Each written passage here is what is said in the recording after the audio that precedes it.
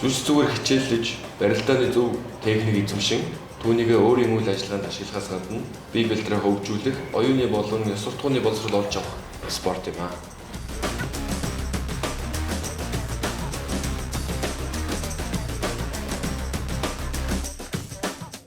Биеийн болон сэтгэл зүйн хувьд олон давуу талыг хүүхдэд бий болгодог.